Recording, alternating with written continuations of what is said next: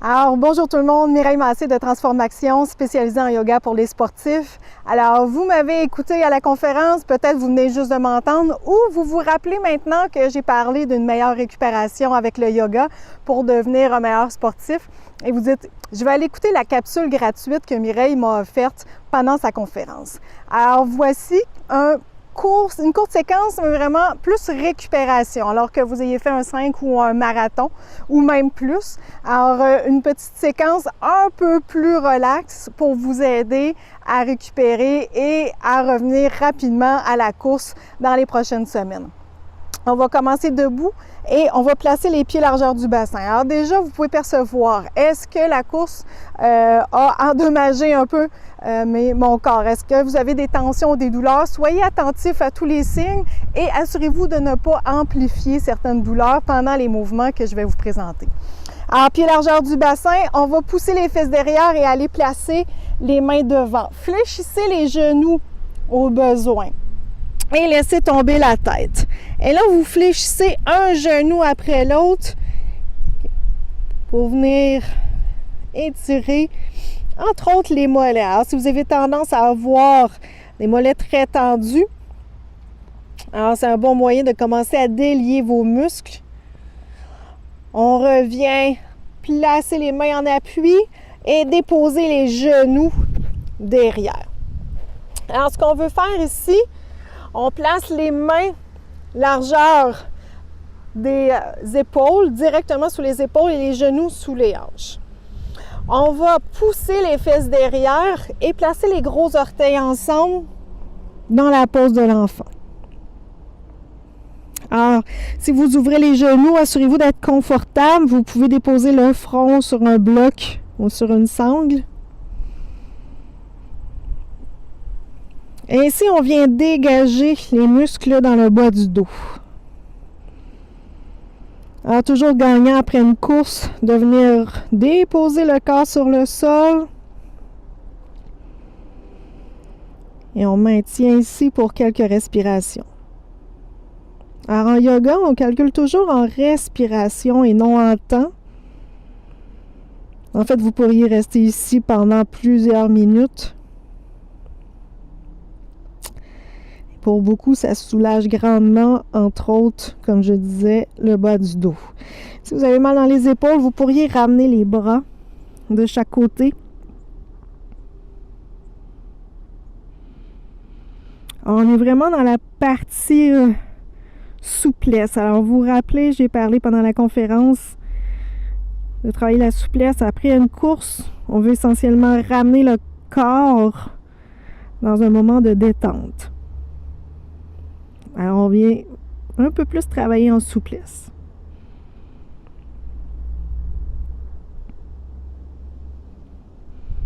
On va allonger les bras devant et lentement, on va se relever et aller déposer la poitrine sur le sol. Alors, on vient pousser les coudes près du corps et on va inspirer dans un cobra. Alors ici, assurez-vous de respecter les limites au niveau du bas du dos. Vous pourriez utiliser le sphinx, super intéressant, beaucoup de gens l'utilisent. Les coudes au sol, les mains en appui. On garde la tête dans le prolongement et on regarde légèrement devant. Alors, intéressant, si vous avez des problèmes dans le bas du dos, comme je rappelais, essayez de ne pas pousser dans la douleur. On devrait sentir un étirement et non un inconfort ou une douleur. Et si vous voulez aller un peu plus loin, on place les mains sous les épaules. On vient dégager la nuque. Alors, descendez les épaules, soulevez la tête, gardez les coudes près du corps. Et relâchez les fesses derrière. Si vous êtes capable, on peut aller un peu plus loin et ouvrir. Et on tient pendant quelques respirations. Alors, l'objectif, on vient étirer la chaîne antérieure, donc tout l'avant du corps qui a été très sollicité. Alors, des abdominaux, les fléchisseurs de hanches, les quadriceps qui ont travaillé très fort. Peu importe la distance que vous avez fait, vous savez. Alors, c'est toujours un défi de faire des courses. Généralement, on travaille au-delà des vitesses à laquelle on est habitué. Et on relâche. On va venir déposer la main gauche devant et déposer votre front sur votre tête pour ensuite aller chercher la cheville droite avec la main droite. Alors, votre corps est en appui au sol, la tête en appui sur votre main. Attention de ne pas ouvrir le genou vers l'extérieur. Si c'est difficile pour vous d'atteindre votre pied, vous pourriez utiliser une sangle. Alors, on peut aller passer la sangle autour du pied. Ça peut être une serviette ou une ceinture. Et on vient maintenir. On vient travailler la souplesse ici un peu plus dans le quadriceps. Comme je disais, un muscle très sollicité, principalement pour la course. C'est un des muscles qui travaille le plus. Alors, on devrait toujours éviter de ressentir de la douleur dans les articulations quand on s'étire. Vous devriez sentir l'étirement dans le muscle lui-même et non de la douleur ou de la tension dans le genou ou la hanche. Alors, si c'est le cas, vous devriez arrêter la pause. Et on vient relâcher. Alors, on va faire la même chose maintenant, c'est la main droite. Et le front va s'appuyer sur la main droite. La main gauche prend appui sur le pied gauche. Généralement aussi, on peut maintenir cette pause pendant plusieurs respirations. Alors, on va ressentir un étirement un peu plus intéressant si on est capable, en plus de travailler avec sa respiration. Alors, vous devez reprendre, comme je disais tantôt, est-ce que j'ai une douleur dans le genou, dans la hanche? Reprendre le focus. On va vraiment sentir l'étirement dans le devant de la cuisse. Alors, je vous ai parlé pendant la conférence de renforcement aussi de force. Alors, souvent, la force, on va venir travailler en force pour nos quadriceps, présenter quelques postures qu'on a parlé, entre autres la fente. Par contre, ici, après la course, un moment un peu moins approprié pour travailler en force, vous aurez compris. Si je me rappelle, après mon 42 km il y a 3 ans, j'avais pas vraiment l'intention de travailler en fente ou en chaise au mur après le 42. On vient relâcher. Prenez appui des mains sous les épaules et sur les genoux. Alors, une pause aimée de tous, on va aller travailler le pigeon pour la fesse. Déposer les pieds derrière et monter les fesses vers le ciel dans un chien tête en bas. On peut rester ici, mais je vous dirais généralement, si vous avez beaucoup de fatigue, vous pouvez amener déjà votre genou droit près de la main droite et le pied qui est comme en dessous du corps. Déposer le pied gauche derrière. Alors, ce qui est important, c'est d'être confortable. Si vous sentez déjà un travail au niveau de la fesse, vous pourriez rester ici. Sinon, vous pouvez déposer les coudes au sol et peut-être le front sur les mains ou sur un bloc. On essaie de garder le pied actif et attention, surveillez en tout temps, aucune douleur dans le genou. Et ne laissez pas tomber la fesse sur le sol. On veut que les hanches restent sur une même ligne. Alors, mes hanches sont sur un même niveau. Vous pouvez mettre la main ici, juste en haut des fesses pour voir. Si votre fesse est tombée, relevez. Vous pourriez placer à la maison un coussin, une serviette, quelque chose pour vous aider. Et vous pouvez rester ici encore pendant plusieurs respirations. Alors, généralement dans mes cours de yoga pour sportifs, le pigeon fait partie des poses préférées de tous. Surtout après une course, on veut venir dégager un des fessiers ici qu'on travaille le plus, c'est le piriforme, dans lequel passe le sciatique ou le sciatique passe tout près. Et on va revenir sur les mains et on va retourner dans un chien tête en bas en pressant les mains sur le sol, pousser la jambe droite derrière. Et cette fois, c'est le genou gauche qu'on amène à la main gauche. Le pied va rester sous le corps. Généralement, avant, on peut dire que le pied peut être parallèle à l'avant du tapis, mais assez difficile à exécuter de cette façon-là. On laisse tomber la jambe derrière et on peut venir déposer les coudes au sol. Encore là, surveillez que votre bassin est bien au même niveau. Et vous pourriez mettre un appui sous votre fesse gauche cette fois. Et quand on parle de souplesse ici, on s'assure vraiment d'être confortable dans la pose. Alors, si vous devez travailler pour maintenir la posture, c'est que vous êtes un peu trop loin. Vous pourriez revenir sur les mains. Et à l'inverse, si c'est trop facile de cette façon-là, vous ne sentez pas nécessairement l'étirement, vous pourriez allonger les bras devant et déposer la tête au sol. Et vous allez voir, il y a souvent une grosse disparité entre le côté droit et le côté gauche.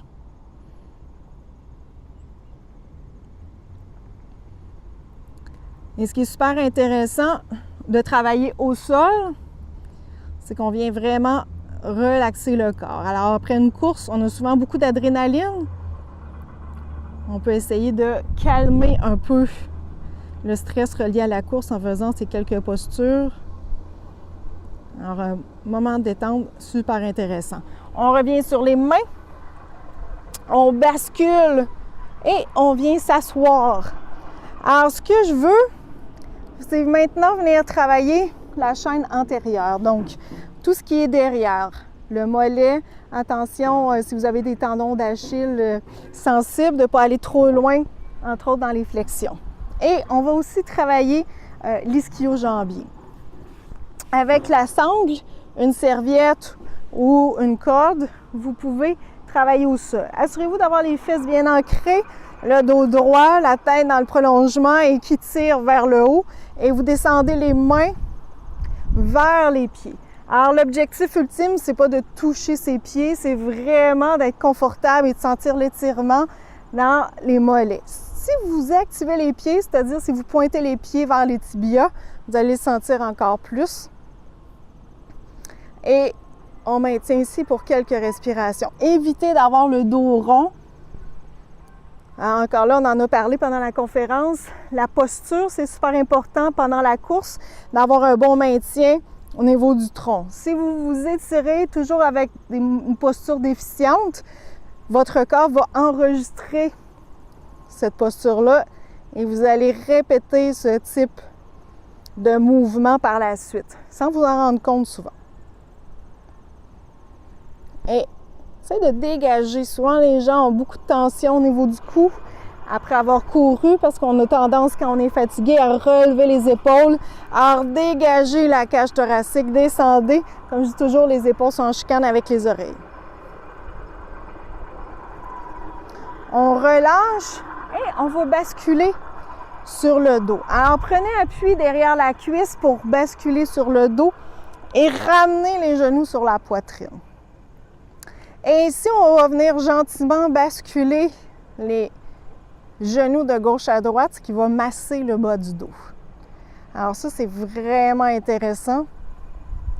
Vous allez encore là peut-être percevoir si vous avez plus de tension d'un côté ou de l'autre. On va venir déposer le pied gauche et avec la main, mais généralement les gens ont besoin d'un allongement des bras. Si vous manquez, vous pouvez allonger la jambe droite. Essayez le plus possible de garder le genou dans l'axe en contractant légèrement le quadriceps. Parce que si votre genou est fléchi, vous allez juste étirer une partie de votre ischio. Et vous n'allez pas pouvoir étirer la partie qui est un peu plus basse, qui descend jusque derrière le genou et le mollet. Alors, la jambe est droite. Pointez les orteils vers vous. Et maintenez pendant quelques respirations.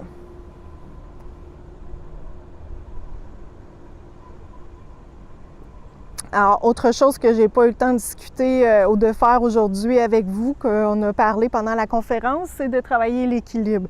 Alors, souvent, après la course, on a beaucoup de fatigue, peut-être pas un moment approprié pour travailler des postures d'équilibre, entre autres le danseur.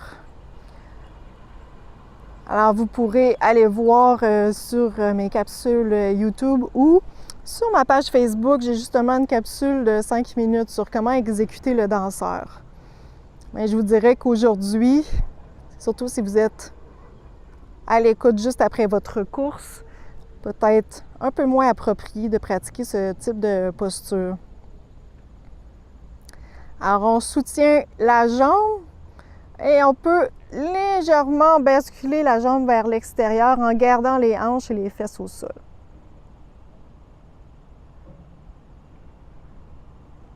On revient et on dépose le pied au sol. On y va de l'autre côté. Alors, sentez la différence entre les deux côtés. On allonge cette fois la jambe gauche. Comme je disais, contractez légèrement le quadriceps et gardez le genou dans l'axe. Vous avez une belle jambe droite. Poussez pas le genou vers l'arrière, par contre, pour être en hyper extension. On pointe les orteils vers soi et on sent vraiment un étirement. Ça se peut que votre jambe ne monte pas plus haut que ça. Alors, allez-y selon ce qui est accessible pour vous.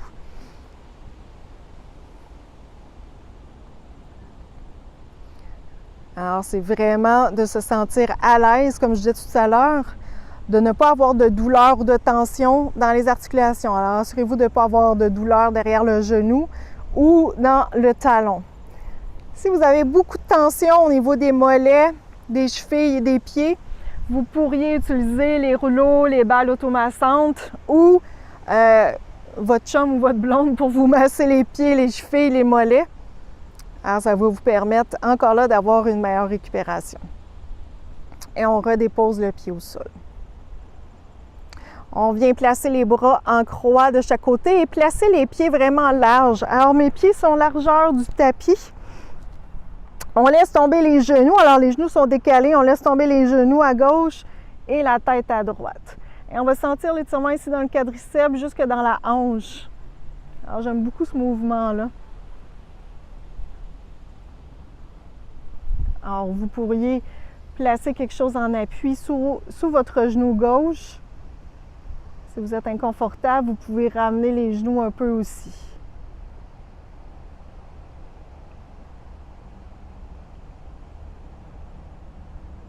On revient au centre. On ramène la tête et on bascule les genoux à droite et la tête à gauche. Alors, c'est vous de laisser tomber les épaules, laisser tomber le dos. Vous allez voir, on est vraiment très confortable. Des exercices comme ça au sol après une course, c'est vraiment le bonheur. Et surtout le dernier exercice, celui que j'ai gardé pour la fin. Alors, j'ai déjà écouté une séquence, une dame qui court, qui a plus de 80 ans, qui fait des marathons, et elle disait que son remède miracle pour être capable encore de courir à son âge et de faire des marathons, c'est de faire jambes au mur. Alors, jambes au mur, c'est vraiment une façon de venir récupérer, d'avoir un retour veineux du sang qui est comme resté pris dans les muscles à cause de la course. Et ce que vous pouvez faire, c'est de le faire pendant plusieurs minutes. Alors, ça favorise vraiment la récupération. On a beaucoup moins les jambes lourdes aussi le lendemain. J'ai pas de mur ici, mais on va simuler que j'ai un mur. Vous vous asseyez vraiment tout près du mur et vous venez basculer le dos au sol et les jambes s'allongent sur le mur. Alors, vos fesses, vos jambes jusqu'à vos pieds sont en appui sur le mur. Vous pourriez placer un petit coussin sous les fesses si vous avez besoin de surélever le bassin parce que parfois on a souvent beaucoup de tension derrière la jambe ou dans le bas du dos. Et vous venez placer les mains de chaque côté, relâcher les épaules et fermer les yeux. Et vous pourriez, j'ai parfois vu rester comme ça au moins 10 minutes. Sérieusement, c'est le bonheur total. Surtout si vous avez parfois des problèmes de varices ou si vous avez des problèmes de rétention. Alors, beaucoup de gens mettent des bas de compression. Cette façon de faire, donc les jambes au mur, peut vraiment vous aider à atténuer les symptômes que vous pourriez avoir au niveau des jambes. Et vraiment, on peut rester ici et en fermant les yeux, on vient prendre des grandes inspirations. Alors, vous vous rappelez, aujourd'hui, on a travaillé vraiment plus la souplesse pour venir récupérer d'une course, encore là, peu importe la distance. Généralement, on va travailler en force dans les périodes d'entraînement un peu plus intenses ou dans les périodes d'hiver, si on fait seulement de la course. Et on peut travailler l'équilibre. À chaque cours, en fait, je travaille l'équilibre, mais ce qui est intéressant, c'est de travailler l'équilibre quand on n'a pas une fatigue intense, parce que souvent, l'équilibre peut être difficile à maintenir quand on est très fatigué. Alors, c'est pour ça qu'aujourd'hui, j'ai privilégié de travailler au sol, travailler la souplesse, autant devant, donc la chaîne antérieure, que la chaîne derrière. Alors, vous pouvez rester ici, comme je disais, pendant plusieurs minutes. Je vais juste me relever pour vous dire que cette portion, donc, vous est réservée parce que vous avez écouté ma conférence. Je vous en remercie. Si vous voulez poursuivre et avoir des capsules, j'ai aussi des capsules un peu plus renforcement. Des capsules aussi du matin et du soir que vous trouverez sur ma chaîne YouTube. Et vous avez aussi sur mon site internet Transformation toutes les informations nécessaires pour les conférences que je peux donner un peu partout au Québec ou les cours que je donne d'une façon régulière ici dans la région de Québec. Alors, merci beaucoup d'avoir été avec moi. Vous pouvez rester les jambes au mur, peut-être mettre une musique à la place de ma petite voix et continuer de récupérer. Alors, je vous félicite pour votre course. Merci beaucoup de votre écoute et à la prochaine.